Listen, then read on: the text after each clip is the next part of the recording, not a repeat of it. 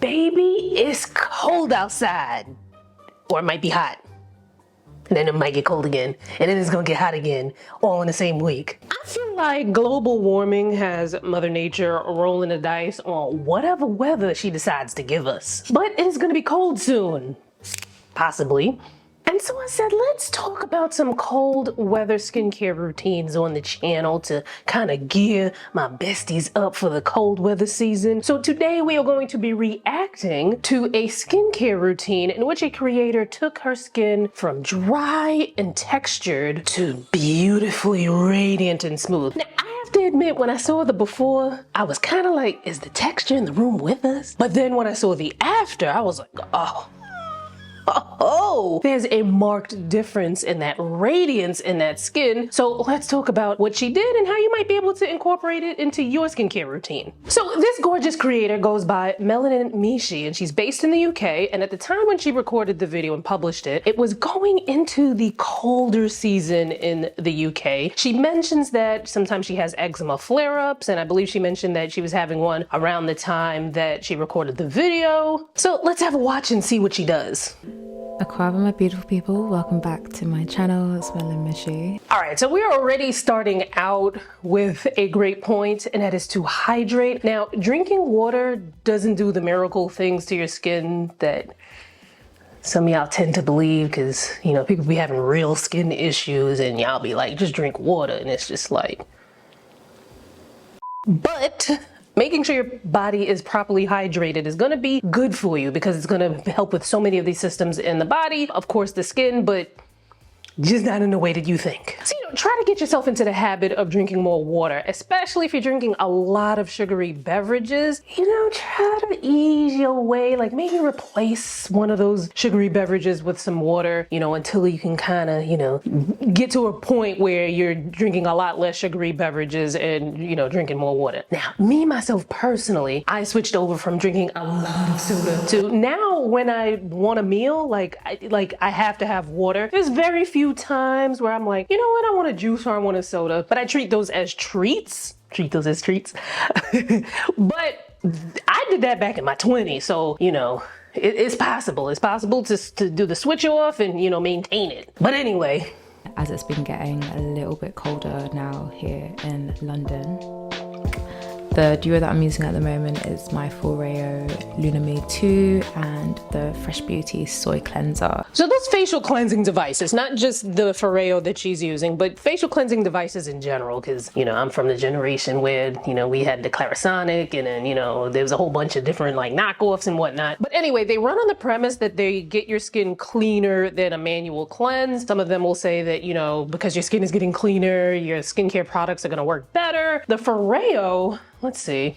So the FOREO's claim to fame is that, you know, they're more hygienic than cleansers that use the bristle brushes, but they also have some claims about them firming the skin depending on which device that you use. I've never used a FOREO consistently enough to be like, oh yeah, you know, that's true. So if you've tried one, give us your thoughts in the comments. Now, I will say though that because some of these cleansing devices do have those like deep cleansing claims, if you have dry, sensitive skin, you might want to be a little mindful about how often that you might use one of these. The FOREO here, it looks pretty gentle, but you know, everybody's skin is different. So, you know, before you go full on in trying something new, you know what we always do here. We are very smart skincare people here. We go low and slow when we try anything new before we go all guns a-blazing, all hot and heavy with, you know, the skincare, and you gonna mess up your skin. And as with anything, you want to keep track of how your skin is reacting to it as you use it. One of the best ways to do that is to keep a diary. And ooh, I'm a little nervous, but I actually created the SKINSISTENCY diary. Well, I had the idea of what I wanted it to look like, and then I had my niece Jasmine, who is a graphic designer, you know, put all of the stuff together for me so it could look like. As a matter of fact, I have it right here. Hold on one second.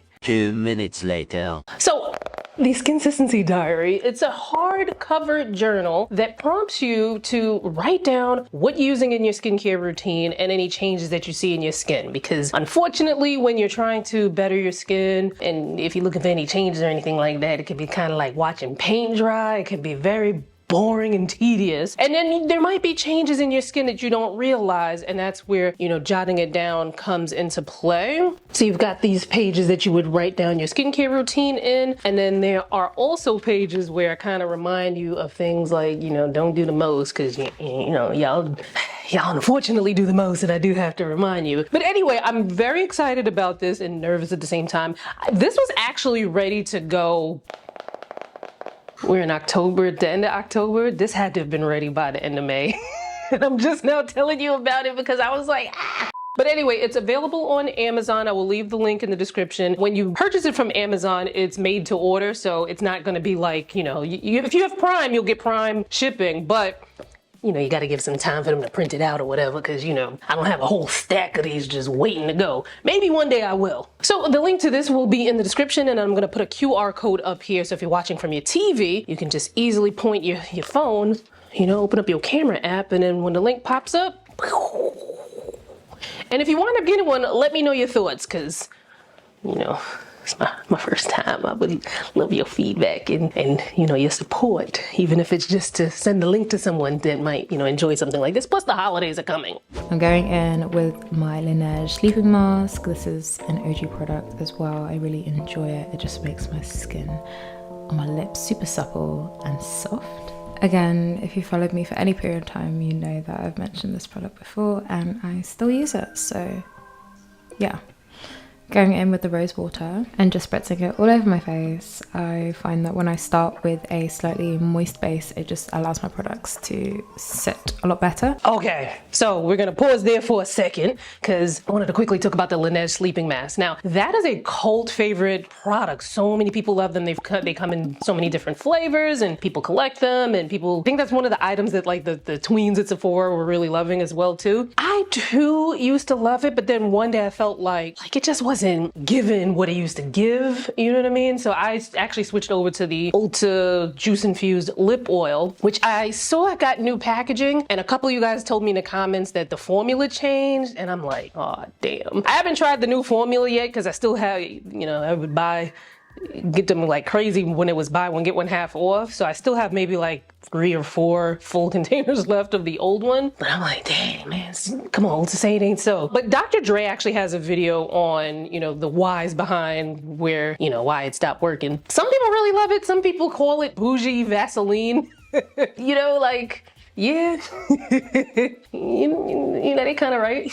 But listen, if you love something and it works for you, it works for you. Keep using it. Who are we to tell you what to do? Better. Now, if there's one product that I think has transformed my skincare routine this winter, it is this serum by Fresh Beauty. So it's the Rose Deep Hydration Oil-Infused Serum. On the weeks when I don't use this, I can literally notice the difference. It just provides such a deep nourishment to the skin. It is pretty spenny, so I would definitely recommend like grabbing some samples and giving it a try first. Listen, Fresh Beauty, now, you know, I told you guys in this video here when we were talking about skincare gift sets that are worth the hype at Sephora. Fresh Beauty makes some bangers, especially when it comes to hydration. So that particular product is from their deep hydration line, where they have a toner, they have that oil-infused serum, there's the moisturizer. I think there are a couple of products. There's a sleeping mask, I believe, as well. I have not tried that serum, but I've tried the toner. The toner is amazing. Now, the toner is one of those things where it's kind of like, yes, there are other less expensive toners that you can use that don't have all of the pomp and circumstance about it, and you wouldn't be wrong to use those at all. As a matter of fact, you'd be pretty smart to use something that works well, that is also at a good price point. But sometimes you want a little, you know, so okay. Anyway, so I haven't tried that oil-infused serum. I have tried the deep hydration moisturizer, and then they have a sleeping mask that I also like. Now, she did say it was a pretty penny at $62. You know, everybody's budget is different. Some people might be able to just, you know, without a blink of the eye, just, you know, boom, $62. Other people like, $62? Are you out your damn mind? But Fresh right now has a set at Sephora. It's $59, but you'll be able to try a couple of different products from their deep hydration line, the toner, the serum, the moisturizer, I believe are the 3 products that are in it. Yeah, those 3 as a trio. So, you know, I'll link it in the description so you can get that. you know, you could try a few things from the brand, see if you like it, and then make the decision to make the bigger investment into the full-size products. What's cool about skincare is that one product can do something for a group of people, and it can do something totally different for another. I mean, that sounds kind of weird because then it could be like, okay, this broke me out and then it didn't break me out, but hear me out. So this particular product, which I have not heard of, but I have, of course, have heard of Hada Labo. I mean, I've tried some Hada Labo products. So this particular product, it's, I guess you can kind of say it can act like an essence. So essences in skincare is a step in between your toner and your serum. It's said to kind of help to, you know, elevate, kind of like give the serum like a, you're doing a good job. Let's do this together kind of thing. So it can act like an essence for people who have drier skin, but if you have oilier skin, or if you're just somebody who's looking for a lighter weight moisturizer, you could also use that as a moisturizer. So I just think that's kind of like a really cool thing about skincare, that, you know, the same product can have so many different functions. But here she's using it as a layering step. Now that product in particular, Hada Labo products aren't that expensive. As a matter of fact, how much is this one? Oh, it's $9.11 at Stylevana, depending on the size that you get. It's a little bit more at Amazon, $19.86, but it, you know, it could be a different size. So yeah, shoot, she got me thinking, do I want that? Anyway, let's move on. Working. I've been suffering a little bit with hyperpigmentation, so I'm actually trying this new vitamin C serum by Medicube. They sent it to me. This is the first time I used it. It kind of smelled funky, but oh my God. So we're going to talk about vitamin C, but quickly I wanted to just share a quick story. Back in the day when I was in my 20s, I was in love with Dr. Perricone products. Oh my God. Don't ask me why. I was 20 years old buying a moisturizer that was like, I think at the time it was like $75, $80 back in the early 2000s. But a lot of his stuff has a fishy smell because it has, I believe it's the alpha lipoic acid in it that gives it like a fishy smell. It's not something that lingers on, thankfully, after you put the products on, but that initial like, yo, this thing stank. But that reminded me of that. Anyway, so when it comes to vitamin C is useful for a lot of things, and we know that vitamin C also has different derivatives. You can check out this video here where we talk about, you know, vitamin C in its purest form, L-ascorbic acid, but then we also talk about some of the derivatives and what the derivatives do. So, you know, check out that. Actually, it's a playlist. There's a couple of vitamin C videos in there, so, you know, check that out. Now, the thing with vitamin C, it can act as an antioxidant that helps to protect the skin from, you know, the environmental gunk and the UV and the, you know, all of the stuff during the day that comes from your skin, pollution, you know, all that stuff. Now, as for it clearing hyperpigmentation and deeper skin tones, sometimes you have to pair the vitamin C with something else, or if you have a treatment that says that it fades dark spots and it has vitamin C in it, typically you know, kind of turn to the back and you look and there's other ingredients that are kind of, you know, helping the vitamin C do that heavy lifting. I wouldn't put too much like, yeah, vitamin C is gonna be this thing to get rid of my dark spots. It's good in a routine because it's, you know, like I said, it's an antioxidant. It helps to protect your skin from all the environmental gunk that, you know, that comes up during the day. But as something that's gonna be like a game changer when it comes to hyperpigmentation, probably not. And LA Beautyologist, you know, esthetician and influencer, is probably one of vitamin C's biggest opponents. She's had a couple of videos where she, you know, talks about that vitamin C is probably, she hates how much vitamin C is touted as something that's gonna be amazing for dark spots. And friend to the channel, Dr. Corey Hartman, I remember put up a post on his Instagram. I will try to find the link, but this was a while back, I think either earlier this year or sometime last year. So I don't know if I'm gonna be able to find it, but he also concurred that, like, you know, she's not wrong, you know, and then went into the different talks about dark spots. Now, if you really want to get into the dark spot conversation, make sure you check out this video because there are things that people don't really talk about when it comes to dark spots. And, you know, those three things are in this video here. So check that out, you know, after you finish watching me here, then you can watch me there. anyway, this is AHC's cream for eye and face. You can see I'm almost done because I love this product. It's very moisturizing, really calming, really firming, and it doesn't irritate my sensitive eyes. This Fresh Rose Hydrating Cream reminds me of the creams that I used to use back in the day when I went to Korea. It just gives you like a different level of hydration throughout the entire day. I really enjoy this cream. Again, it is a little bit more spenny, but it is worth trying out. Most products these days come in travel sizes or sample sizes, so you can always give it a try before you buy.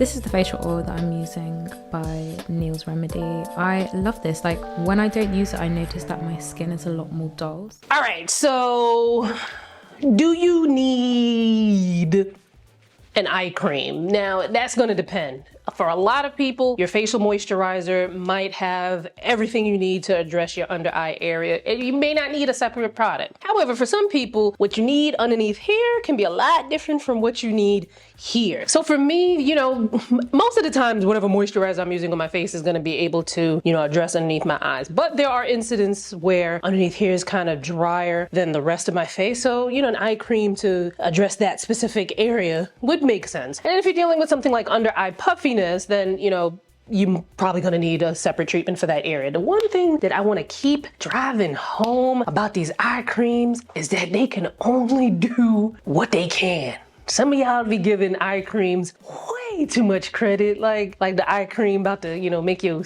credit score go up and do your taxes and all that other stuff. No, but eye creams can be great for under eye puffiness. Some of them with, you know, if you use it with consistency over time, they can help with, you know, texture underneath the eyes. One thing that an eye cream cannot do, no matter how much we like hope and pray and wish that they would, they can't address things like volume, excess skin, you know, yada, yada, yada. So, you know, just be mindful of that and know that, you know, eye area miracles can happen. It's just not gonna happen in the jaw, it's gonna happen in somebody's office.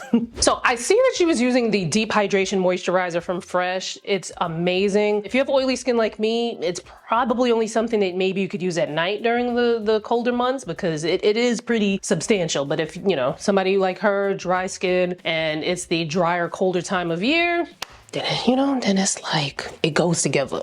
And then we saw that she used a facial oil. Not everybody's gonna need a facial oil in their skincare routine, but as you heard that she mentioned, she does see some amazing benefits from it and she can see a difference when she's not using it. So facial oils typically go after your moisturizer, but there are some that would go before your moisturizer. And then there's different oils that are better for oily skin, some that are better for drier skin. And for some people, your facial oil could act as your moisturizer. What your facial oil can't act as is your hydrator, because, you know, oils, you know, they don't hydrate, but you know what an oil does, it helps to hold in the moisture so that it doesn't escape, you know. So you can do like a toner and then do a facial oil. So speaking, well, I was about to say speaking of sunscreen. Nobody was speaking of sunscreen, but I guess that's a good way to segue into the sunscreen conversation. She did mention in this video that she didn't put sunscreen on during this routine, but she does normally wear sunscreen. I would say that this routine seemed more like a nighttime routine, but if you have dry skin and it's really cold and dry when you're going out in the environment, this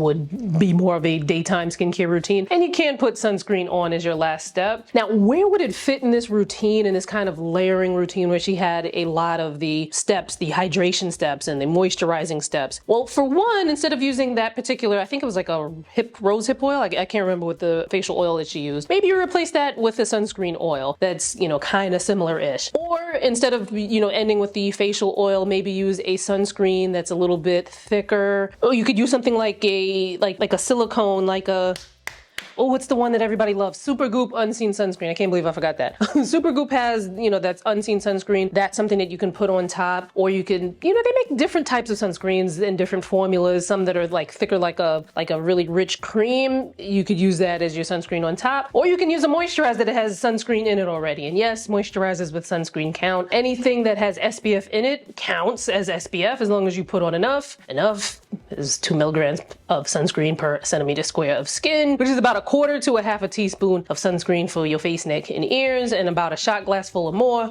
for the neck down. This is normal skin. Everybody has lumps, bumps, texture, but that's the fun part of skincare, just tailor creating it to what suits your routine, what works for you. And as I stayed consistent, within a few days, as you guys can see in this clip, my skin was already looking a lot better. Still a bit of texture, but not as much.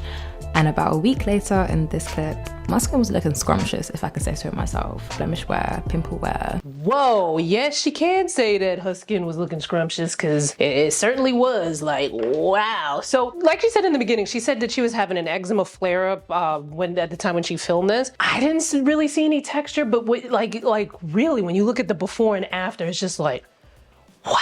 But I know a lot of people that would be like, I'll take the before too. Where my skin was looking good, obviously with makeup, but even without. So yeah, that makeup is beautiful. Like beautiful with the makeup, beautiful without the makeup, just beautiful all around. Like, go ahead, girl.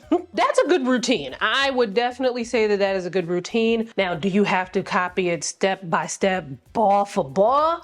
No. I would say the biggest takeaway from her routine is that she's in tune with her skin. Like she pays attention, and you too can pay attention with this consistency diary. No, but seriously, she pays attention to her skin, so she's in tune with what her skin typically looks like, and so she's able to know when something is wrong, and she correctly assessed the fact that the colder months were coming in and it was affecting her skin, and that she needed to switch some things up. And this type of routine, you might not even have to do it like over a long period of time. For some people, it may be enough to just do it for a couple of days. For some people, you know, maybe you just do the toner and then you end with a very thick moisturizer, or you do the light lotion, what was that? The Hada Labo, Hyaluronic, Milky, whatever it was called. And then you top that off with a thicker moisturizer. So you don't have to use every single step in the routine. You don't even have to use these same products. But the idea is to be in tune, to be one with your skin. Now, another thing that you could do, like especially if you're, you know, strapped for cash, the budget, the skincare budget, you know, yesterday's skincare prices are not today's skincare prices. And so if the budget is not calling for it, another thing that you can do, like if you're really experiencing very dry, dehydrated skin, after you wash your face while your skin is a little bit damp, you can put a layer of pure Vaseline, regular Vaseline, not the cocoa butter, not the cherry flavored, none of that, just pure regular Vaseline or Aquaphor. And you can do that for a couple of nights until you start to feel like your skin is like, okay, now it's looking a little bit more radiant. Now things are starting to look up. Also, while your skin is feeling dehydrated, it's probably a good idea to kind of cut back on some of the actives in your routine. So actives are anything that can make a change to the skin, like your vitamin C, your retinol, your exfoliants. Those are things that can, you know, make changes in your skin. You might want to cut back on those and, you know, focus more on hydrating and moisturizing your skin. And then when it's back to its optimal health, then you start slowly putting that stuff back in your routine. Now, while I have you, I also wanted to talk about some non-skincare things that you can be doing for your skin, especially as we move into the colder months and as your skin is feeling a little dry. One, get yourself a humidifier. A humidifier is a game changer. It's a game changer in the summertime too, because, you know, people don't realize that sometimes the air conditioning can be drying as well. But for me, I know for sure that the heat is way more drying. So I run a humidifier anytime I have the heat running. And I have this ongoing joke where, well, it's not a joke because I actually do it, but people kind of chuckle at it, where I do not turn that heat on until it is like ice cold in here. Then I put it on for like 20 minutes, 30 minutes, get it nice and toasty, and then I cut that sucker off because that heat is gonna dry out my skin. It's gonna dry out, you know, my nose and my nose and throat area, and I'm gonna wake up like I would rather bundle up and put on a whole bunch of layers in the house than to turn the heat on. I especially do not sleep with the heat on. If I go to sleep with the heat on, I'm gonna wake up with a cold. An electric blanket is also my friend until I lost the plug. So now I have the blanket, but not the plug. So I'm gonna have to, you know, see what I did with the plug for this next upcoming season. Okay, non-skincare related thing number 2 to do. Actually, this is more directly related to skin, but it's not a skincare product. And that's to turn that mother effing water temperature down. I don't know why y'all get so dramatic when I say to turn the water temperature down. I don't know, for some reason y'all think I'm telling you to take an ice cold ice bath. Like, no! Just bring it down some degrees from them hell hot showers that y'all be taking. Why the water gotta be so damn hot? Like, y'all be thinking, oh, I can't be clean unless the water is hell hot. Y'all don't be using body cleanser or soap or nothing on your body. You just sizzle it off with the hot water. You do not need, trust me, you do not need boiling hot water in the shower in order to be clean, okay? Like, relax. Because that very hot water is gonna zap your skin of moisture. And, you know, I know a lot of you be like, well, I'll just put some, you know, moisturizer on top of it. I'll double up on the butters and stuff like that. And it's like, you already injured your skin. That's like saying like, if I cut myself, I'll just put a Band-Aid on. Like, avoid the injury in the first place. Third be mindful of itchy fabrics. You know, there are a lot of itchy winter fabrics out there that's ready to come for your skin. I myself love a good sequin. Sequins don't seem to love me back because they just make my skin so itchy. Wool is another type of texture that tends to be really itchy on the skin. Now, I'm not telling you to overturn your entire wardrobe, but what you can do is if you have an itchier fabric, try to wear something like satin or silk as a barrier in between your skin and the fabric so that that fabric is just not like, you know, Brillo pad in your skin.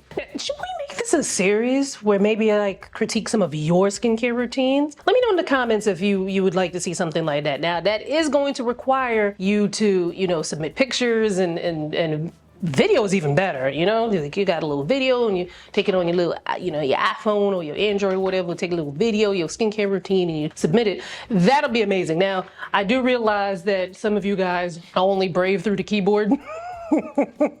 Like y'all got all that mouth typing, but when somebody tell you to, you know, submit a picture or something like that, all of a sudden it's crickets. But we'll see what the response is in the comments. Anyway, if you want to see how this creator cleared her skin in 1 week, I mean, that's what she claims, we're reacting to her skincare routine in this video right here. Click on it and I will see you there.